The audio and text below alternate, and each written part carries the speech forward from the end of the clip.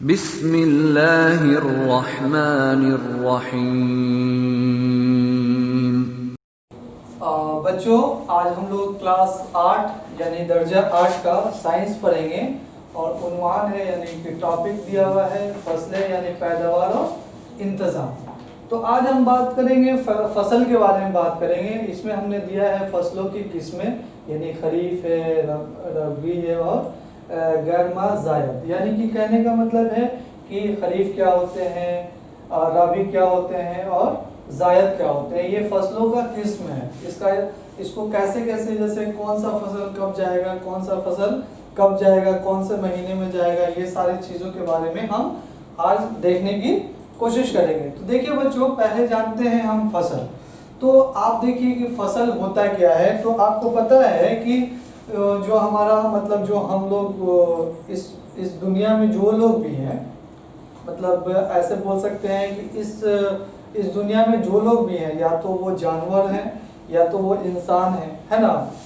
तो जानवर और इंसान, पेड़ पौधे भी हैं। तो पेड़ पौधे भी सांस लेते हैं, उनको भी खाने की ज़रूरत होती है, ठीक है।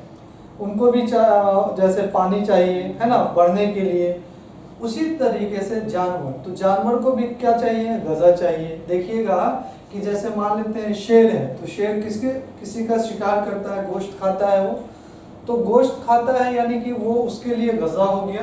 किसके लिए, शेर के लिए। जैसे मान लेते हैं गाय है, तो गाय मान लीजिए, तो गाय क्या है, गाय घास खाती है, तो घास उसके लिए क्या हो जाएगी, ग़िज़ा हो जाएगी।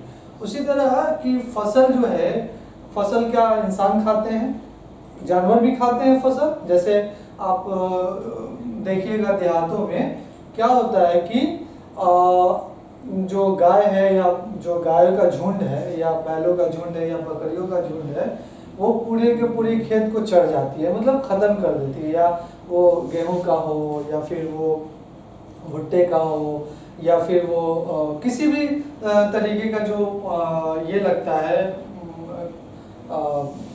जैसे पैदावार होती है किसी भी चीज़ का, उससे वो जो जानवर हैं वो खा सकते हैं।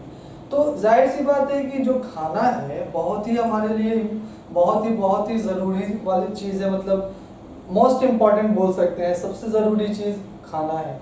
अगर खाना ही नहीं मिलेगा तो जाहिर सी बात है कुछ भी मुमकिन नहीं है। तो खाना जो है एक तरह का हमारे जिस्म में एक ताकत का काम करता है, यानी कि फ्यूल का काम कर सकता है। कैसे, जैसे कि मान लीजिए अगर आप खाना नहीं खाते हैं तो आप देखिएगा बहुत ही कमज़ोर महसूस कीजिएगा। तो बच्चों, इसमें जैसे जो भी जानवर है, मतलब इंसान है, वो देखिएगा कि जाहिर सी बात है वो या तो किस पे आश्रित हैं, या तो प्लांट पे हैं यानी दरख्त पे हैं, या तो आपको जानवरों पे आश्रित हैं। जो जानवर है वो भी जानवर को खाते हैं, जो इंसान है वो जानवर को भी खाते हैं और दरख्त को भी खाते हैं। जैसे साग है, पपीता है, बनाना है, केला है, उसके बाद आपको बहुत सारे अलग अलग सब्जियां हैं, ठीक है। अलग अलग तरीके का आम है, सेब है, पपीता है, अलग अलग तरीके का है। तो ये सब क्या है, ये सब फसलें हैं। और फसलों में कैसे, जैसे आम का फसल अलग है, जैसे गेहूं है, चावल है ना। उसके बाद आपको किसी और भी चीज़ की खेती होती है, ठीक है ना। तो कहने का मतलब है कि ये अलग अलग तरीके का क्या हो सकता है, फसल हो सकता है। अब जाहिर सी बात है कि जब हम बात करेंगे फसल का, तो उसका फसल आपको पता होगा बच्चों की जो फसल जो है वो उसका पहले के जो लोग हैं वो फसल नहीं खाते थे, यानी कि गल्ला, यानी कहने का मतलब ग़िज़ा, मतलब आज जैसे हम लोग खा रहे हैं वैसे वो लोग नहीं खाते थे।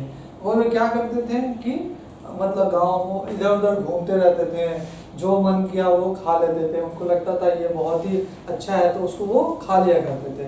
लेकिन 10,000 मतलब ईसा पूर्व तक, मतलब देखिए कि 10,000 ईसा पूर्व के बाद मतलब लोगों को पता चला कि ये खाने वाली चीज़ है। मतलब लोगों का जो जहन है वो दिन पर दिन बढ़ता चला गया और धीरे धीरे लोग खेती करने लगे।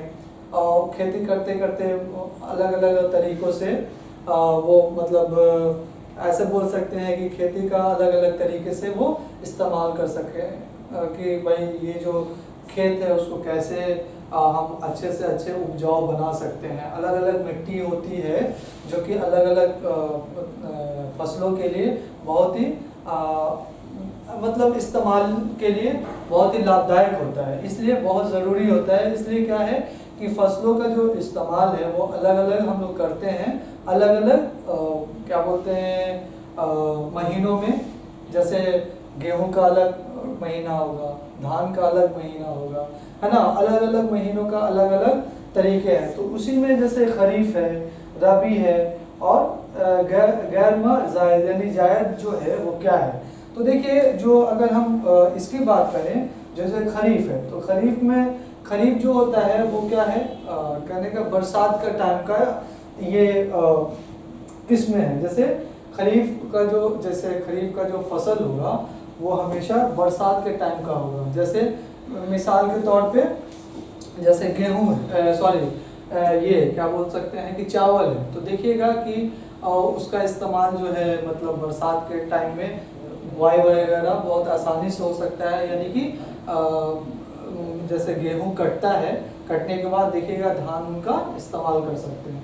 रबी के बारे में अगर हम बात करें तो ये गर्मी का टाइम का है। जैसे कहने का मतलब है कि जैसे गेहूं वगैरह हो गया तो ये सब क्या है रबी हो जाएगा।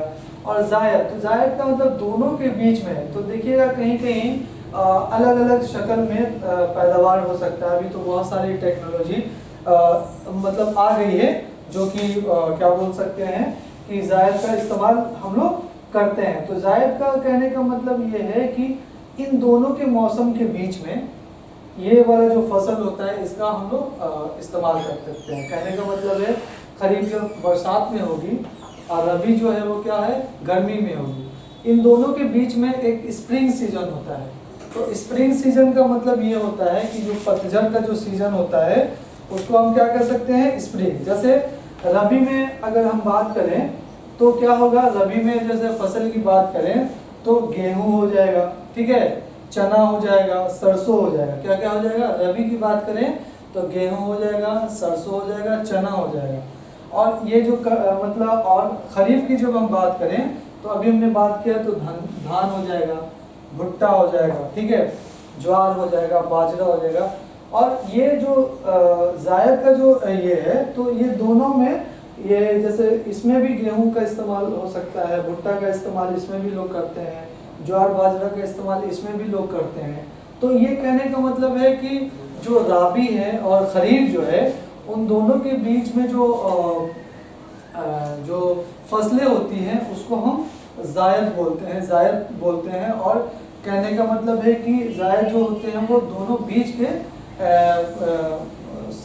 के महीनों में इसका इस्तेमाल हम लोग करते हैं। और बच्चों इसके बारे में और भी मुख्तलिफ तरीक़ों से हम अगले क्लास में इसका बताएंगे। जैसे इसमें मतलब मिट्टी किस तरीके से होना चाहिए, ठीक है ना। उसके बाद बीजों का जो हम ये करेंगे, जैसे हम सिलेक्ट करेंगे बीजों का, उसको कैसे करेंगे, कैसे मतलब किसी चीज़ को हम शोइंग करेंगे। बहुत अलग अलग तरीके से हम इसको हम बताने की कोशिश करेंगे। इसका और भी अगले क्लास में हम इसको और अच्छे से कुछ टॉपिक जो बची हुई है इसमें अगले क्लास में इसको समझाने की कोशिश करेंगे। बच्चों अगर इसमें आपको कोई भी दुश्वारी हो तो आप कमेंट बॉक्स में कमेंट ज़रूर कीजिएगा, तसफ्फी बख्श जवाब दीजिएगा।